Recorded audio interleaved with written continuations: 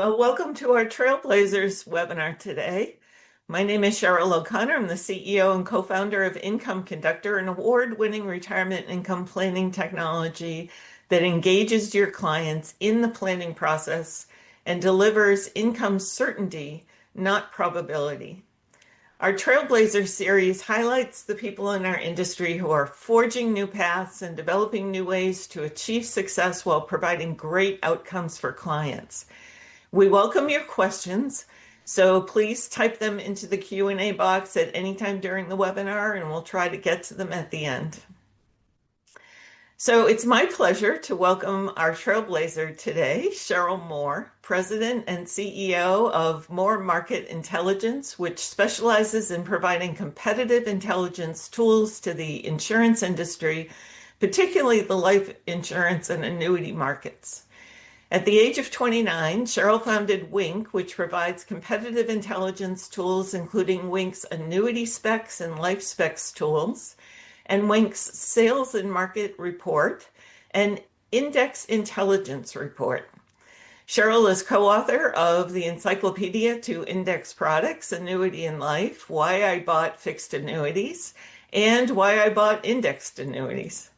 A member of the Forbes Finance Council, her research and articles are regularly featured in insurance trade publications and resources, including Annuity News, Consumer Reports, Forbes Business, Fox Business, Insurance Newsnet, Investment News, the New York Times, and the Wall Street Journal, among others. Sheryl also works closely with regulators, and her research is regularly presented to the National Association of Insurance Commissioners Conference to aid in their understanding of insurance products. Welcome, Sheryl. Well, thank you, Sheryl. It's such a pleasure to be here. Well, I am absolutely thrilled to have you on as a guest. I've long been an admirer of your name, as well as what you've done in the industry, all of your accomplishments.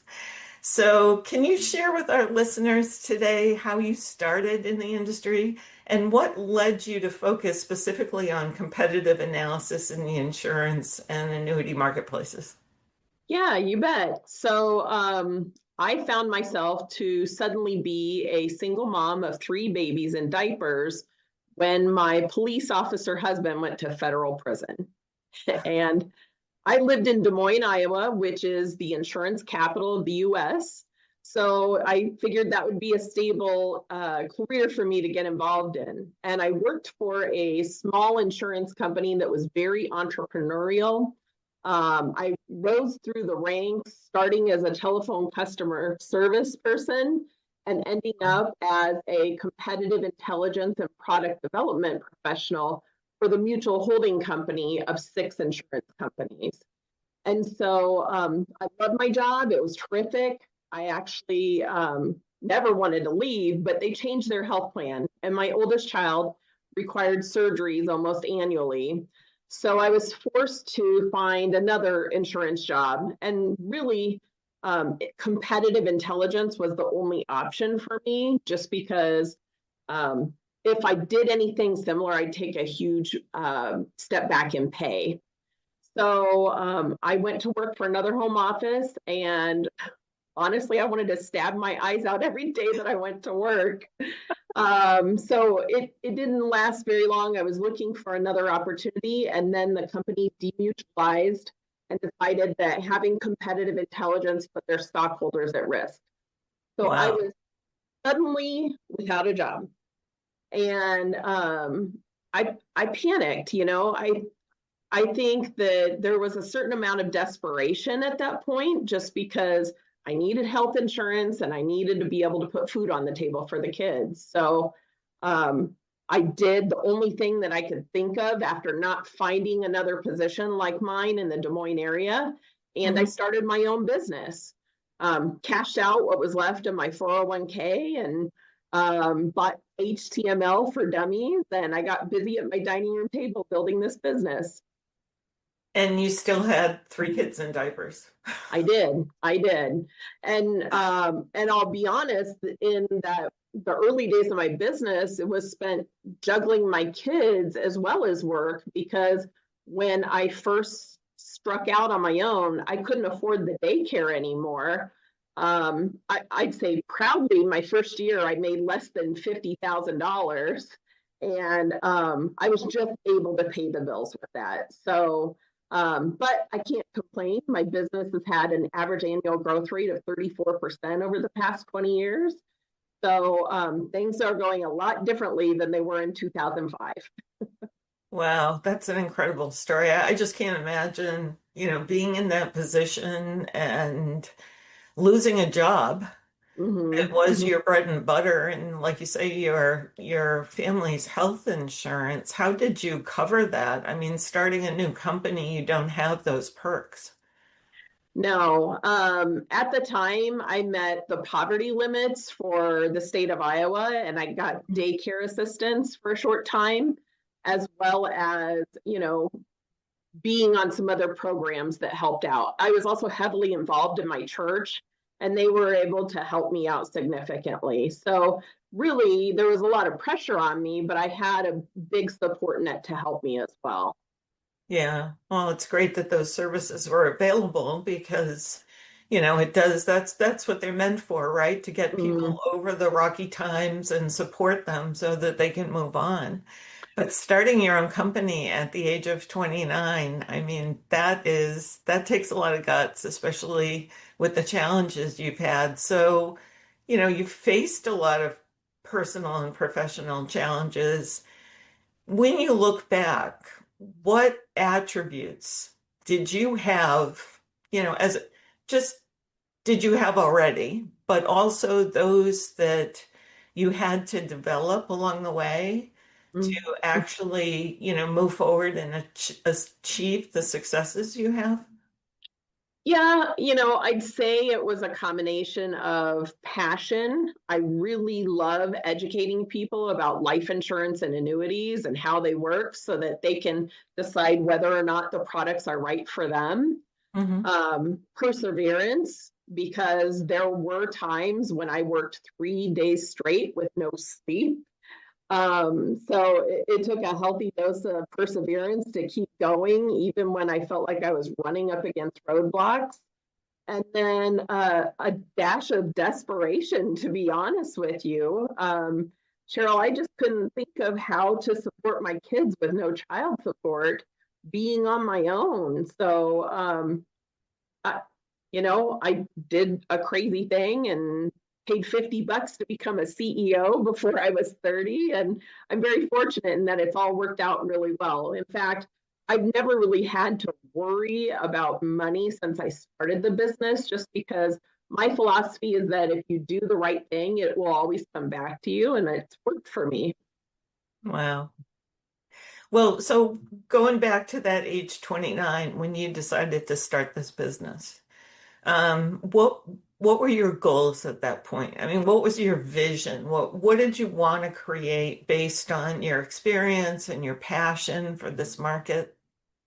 Yeah, my very first product that I developed was a huge database of annuities, what their features are, their credited rates, caps, pars, and spreads, what have you.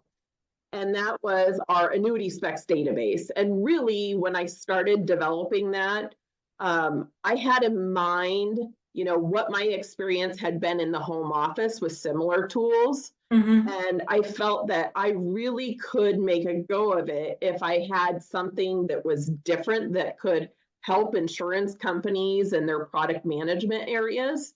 So it initially started off as a home office tool, but when NASD, who's now known as FINRA, Hmm. issued their notice to members 0550 in August of 2005, I started garnering attention from distributors just because FINRA was suggesting that member firms come up with a approved list of annuities from which their registered reps could sell. So there was suddenly a very urgent need for an exhaustive resource that would be able to help broker dealers determine which products were suitable for their registered reps to sell. And it's kind of blossomed from there. I mean, Yeah. we have lots of different stakeholders who use annuity specs today. So it helped them with their due diligence efforts, but kind of Hmm. spurred on by the new regulation requirements. Yeah, absolutely. That is true. And how did you market this database? Well, I'll tell you, in the early days of the business, I had a lot of adversity just because I was working with people who'd been in the business longer than I had been alive. And quite honestly, being a woman in the life insurance industry is an uphill battle by itself. So, I started doing trade show meetings where I would just go and network with people. I wrote a lot of articles to try and soft sell myself, just so people could see, yeah, she looks young, but she knows what she's talking about too. Hmm. And then I started doing speaking engagements for people, just so I could get my name out there.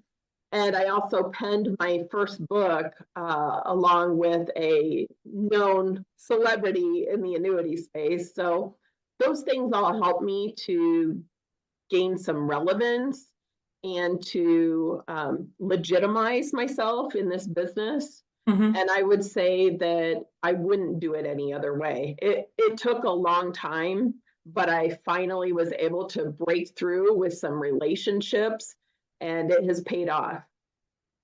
Well, that's great. It's still an uphill battle, right? Oh, it Um, is. so I'm interested as a woman, Mm-hmm. um, who has been in the industry for almost 30 years. Mm-hmm. I've seen, a lot of the makeup of the industry from a gender perspective change. There are Mm-hmm. a lot more of us now, Cheryl, Thank goodness. than there used to be. But if you could talk about your personal experience, in relation to, you had two things at that point kind of almost strikes against you. One was your age, Mm-hmm. because people did view you as young and probably inexperienced and, not an expert. And then secondly, the fact that you were a woman. Yeah. So how did you deal with both of those things? What were the challenges there? Well, I didn't view them as much as challenges at first. I just thought that nobody knew me and I needed to show them that I had knowledge and I knew what I was Mhm. talking about.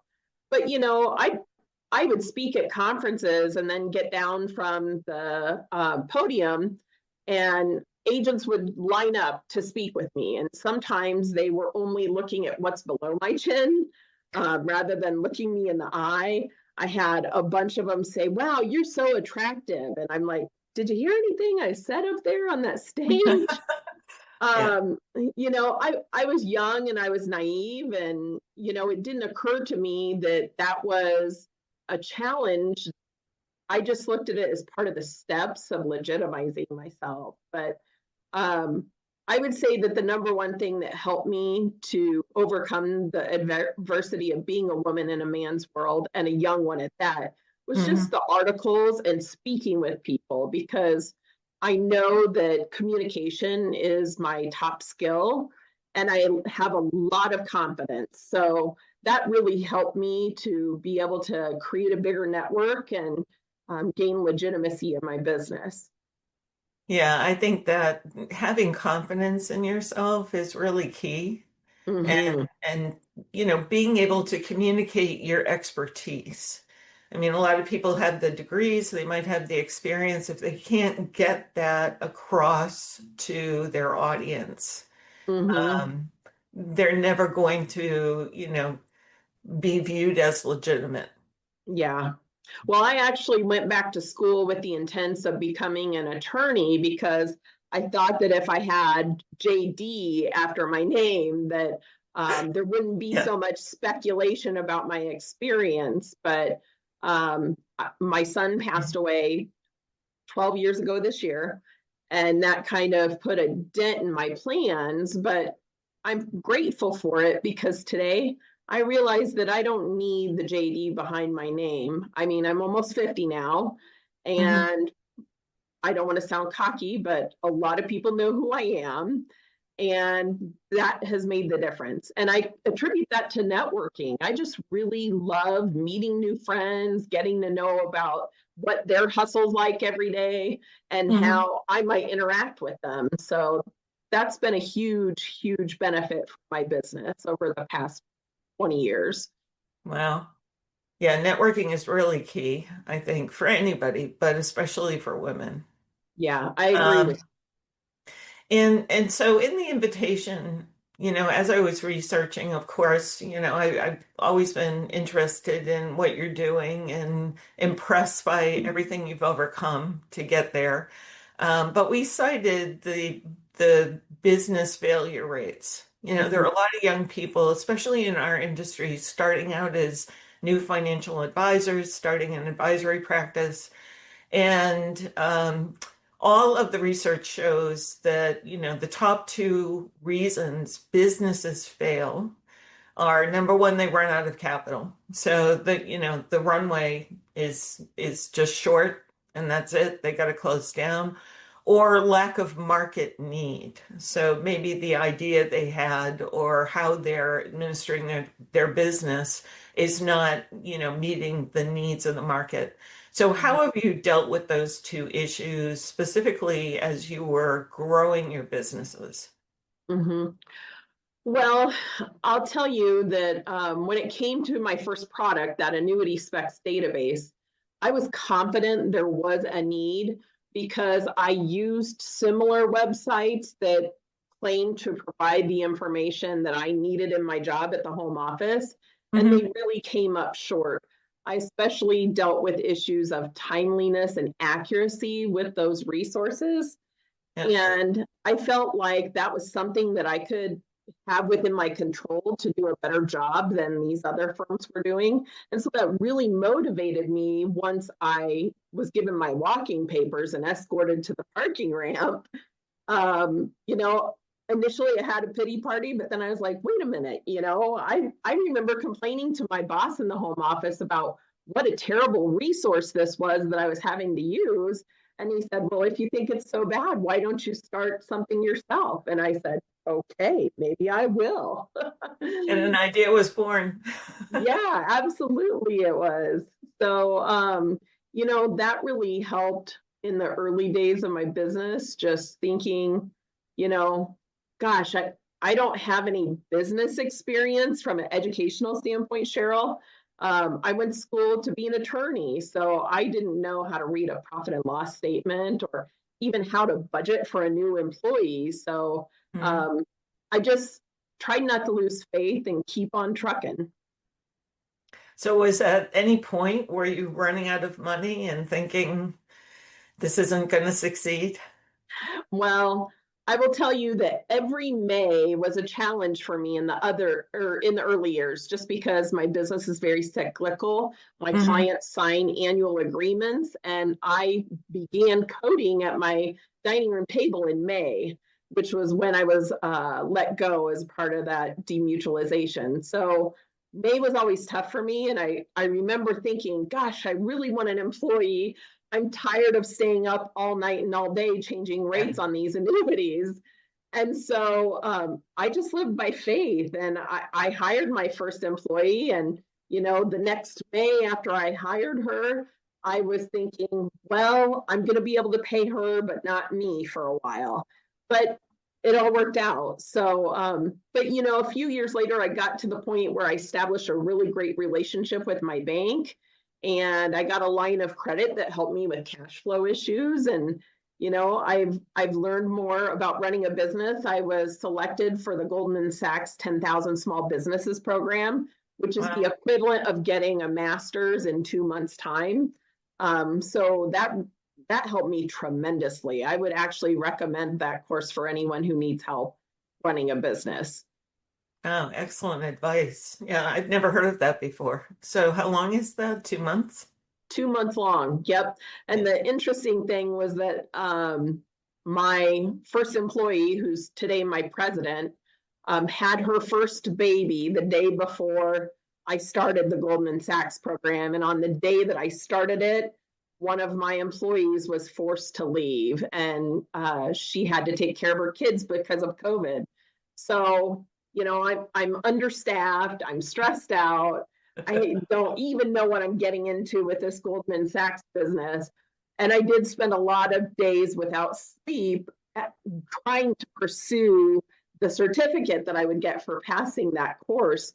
But I wouldn't do anything differently.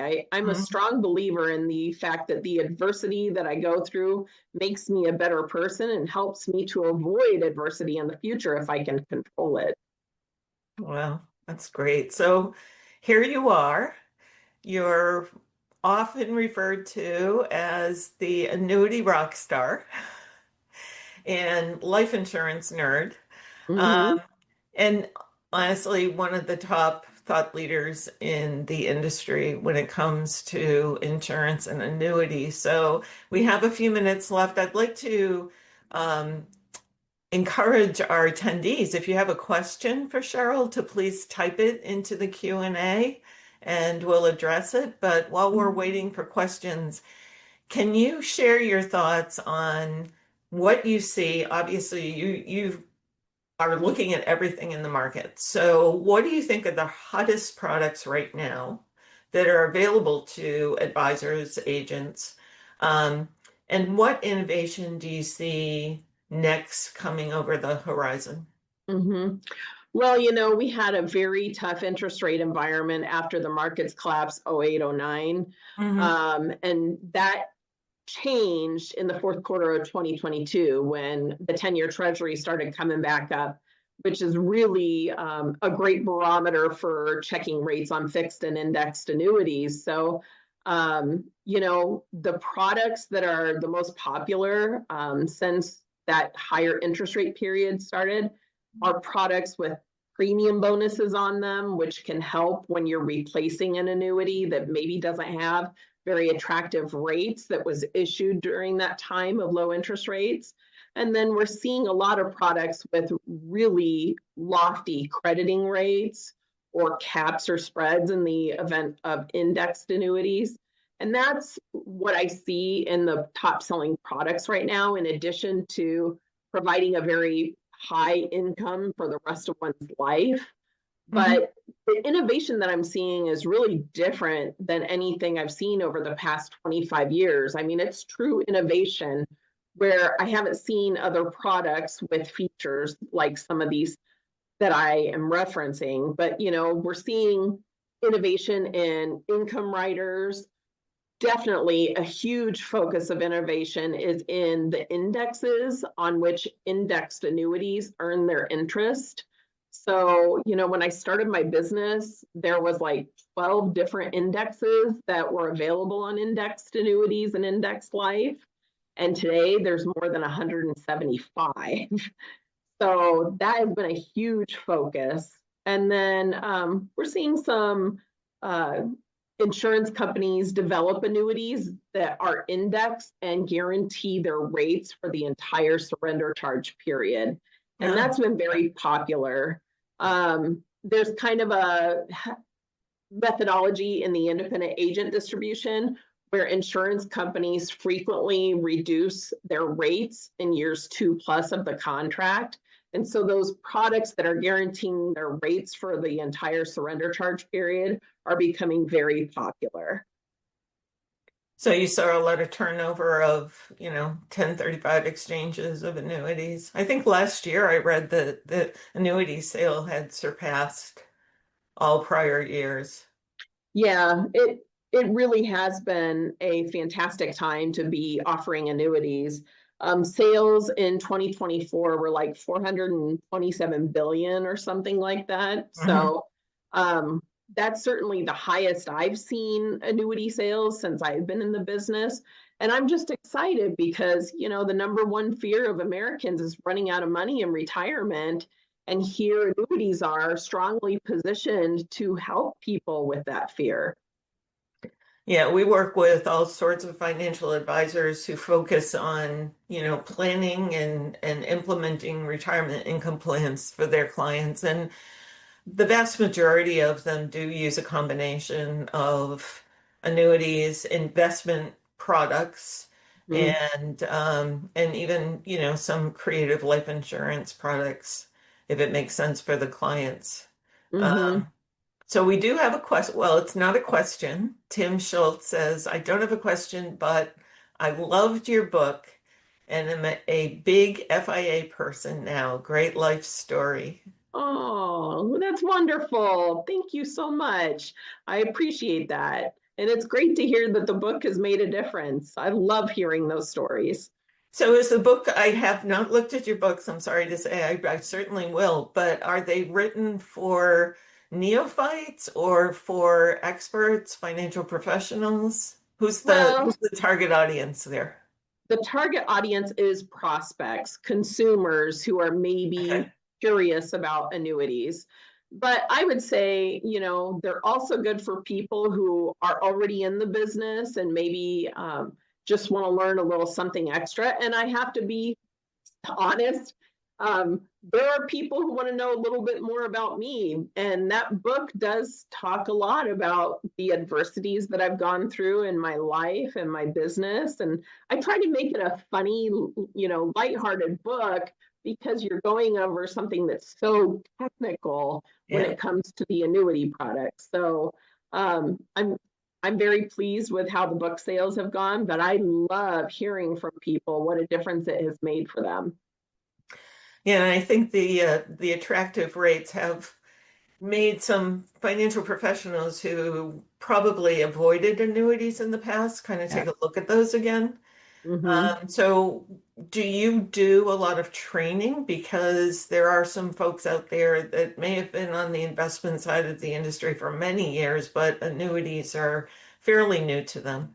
Yeah, I would say, Cheryl, that I don't do that one-on-one just Hmm. because my time is pretty much booked up weeks in advance. So I don't have a lot of opportunities for those conversations. But what I have done in order to try and educate others is I've written over 400 articles in the past 20 years that are just educational content, mostly about annuities. And then I do a lot of training through my social media work on LinkedIn. Hmm. I'll just throw out there, hey, did you know that if a product is participating, it means it earns dividends and, tidbits here and then more in depth, complex product ideas that I like to educate people on. So I'd say the main way I educate today is through my social media. Yeah, I would say you definitely get a top contributor award on LinkedIn. Thank you. Yeah, enjoy your article. So we're almost at the half hour. I'm always curious with my guests if they could go back to, let's say you go back to 29-year-old Sheryl Moore. Mhm. What advice would you give her starting out? You know, that you've accumulated this knowledge, all this experience. If you could go back, what would you say to that young woman? I would say do not be a victim of imposter syndrome. In the very early days of my business, because of my age, I really was conditioned to feel like I wasn't good enough to be running a business. And I undersold myself in a big way. Great Hmm. example of that, Cheryl, was, somebody asked me, hey, do you do speaking engagements? And I was like, well, yes, I do. And when they asked me how much I charged, I said $1,000, and they said plus travel and expenses. I said nope, just $1,000.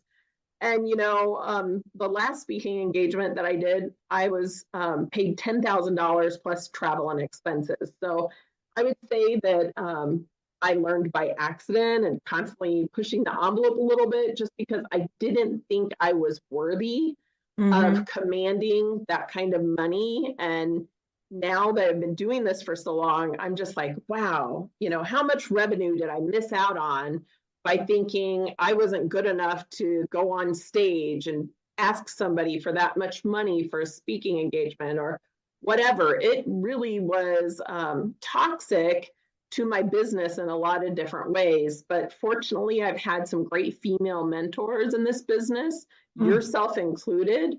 Oh, And it's really helped me to overcome that stigma that I'm not good enough. That's fantastic advice because all of us, regardless, excuse me, of age, I think we all at some point get, taken over by that imposter syndrome at some point. So I think that's wonderful advice. Thank you. And we are at the half hour. As always, this flies by so quickly with our trailblazing guests. Thank you so much, Cheryl, for sharing your story and your wisdom with us. I'm sure it's going to have far-reaching impact, not just on women or young men who are starting out in the business, but also those of us who are still climbing that mountain, right? Yeah. Yes. Thank you so much for having me on, Cheryl. All right. And thank you all for attending. Be on the lookout for our next Trailblazer guest. Thank you. Thank Take you. care. Bye.